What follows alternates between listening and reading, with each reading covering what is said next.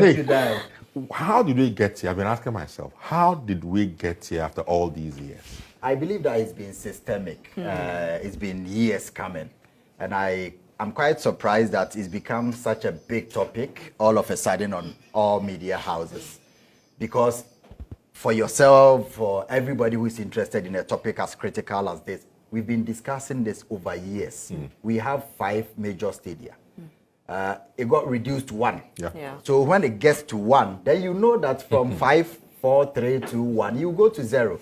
It's just like a graph. So we knew that this thing has been coming. And I think CAF has been very charitable with Ghana because of obviously legacy-wise and the kind of traction and mileage we bring to the competition. But it is not embarrassing to me because I knew that playing on the surface, as bad and deplorable as it was more embarrassing than being banned. But of course, we did not need to even play the Angola game.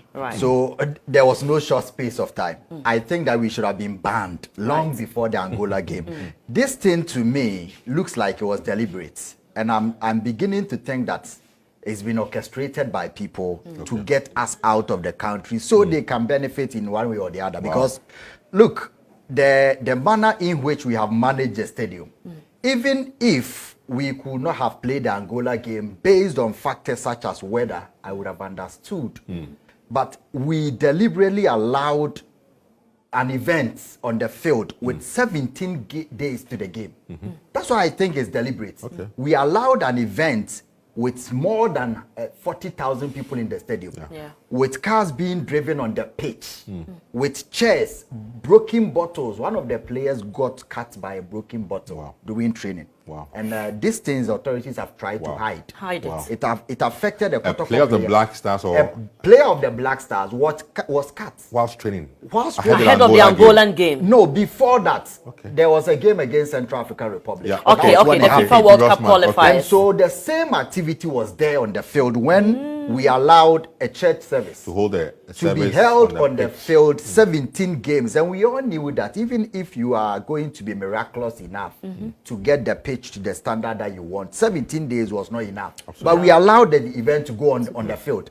And we were told, I understand it was on your show, that the National Sports Authority, my own big brother, said the journalists who were posting pictures of the stadium were traitors and nations. They were quoting CAF and FIFA to ban Ghana. Because CAF, they are not blind. They see, they've banned Niger. They are not blaming journalists. They banned Zimbabwe. They are not blaming journalists. It's only in Ghana that these authorities are so disrespectful that journalists doing their jobs become nation wreckers. But these corrupt people, obviously corrupt, people want to taint journalists.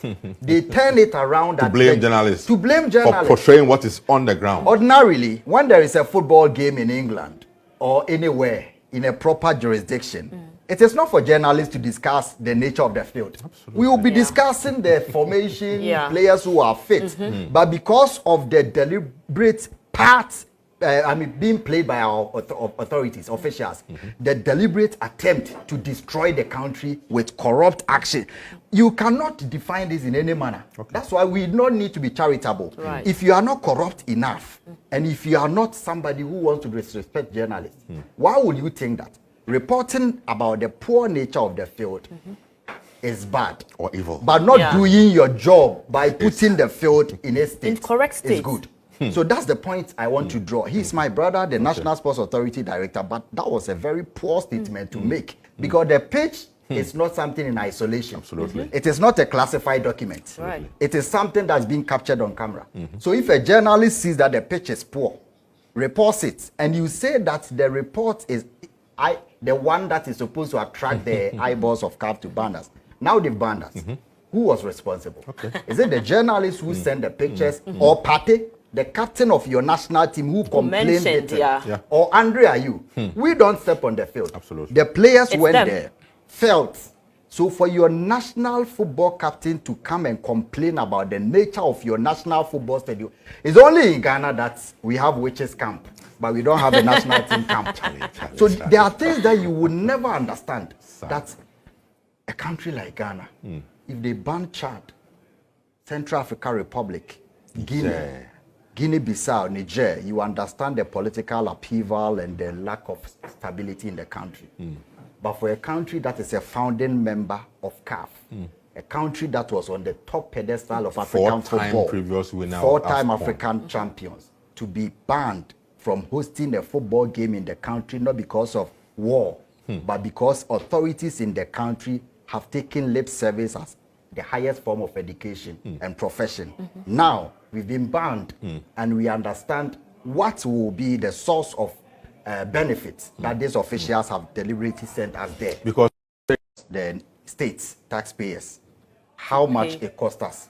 So this is the most important point. Okay. We could have spent $200,000. That will be outrageous or bloated to fix Baba Yara. We could have spent listen, we could have spent $250,000. That's the amount you need to replace the entire field. $250,000. 150 can fit. But because our people are corrupt, let me say they will need to. They will need to. Yeah, they will need to. Let me say. Yes. Let me add 100,000. Okay. Now, if we fly them to Morocco, we will need to board flight for like $450,000 to play away game, a game that would have played at home. So Pate and Co will come here. Then we have another chartered flight at a cost of around $500,000. Because one Black Stars game away is $1 million. Yeah. That's average. Yeah. So the flight and feeding and hotels will cost us around $600,000. But we could have fixed the Baba Yara Stadium with $250,000 permanently.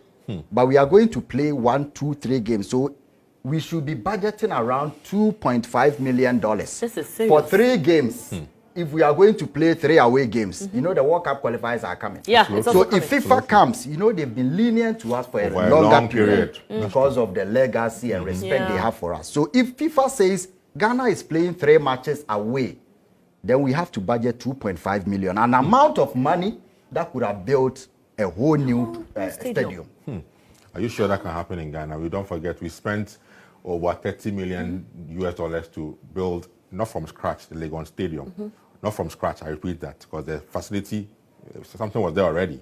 We spent almost or over $30 million. $34 million. To build or complete, let me use the word, to complete the Legon Sports Stadium. And even that today is not fit to host a Category 3 international football game for Ghana.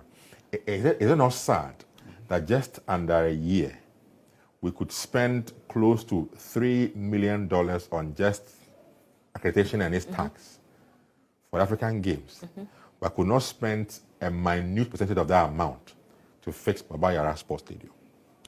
Because you just mentioned that we could have used over $200,000 to fix the pitch alone in Kumasi. We haven't, we could not. But we have used over $3 million on accreditation and its tax for the African Games. Well, there are other crazy spendings beyond the tax.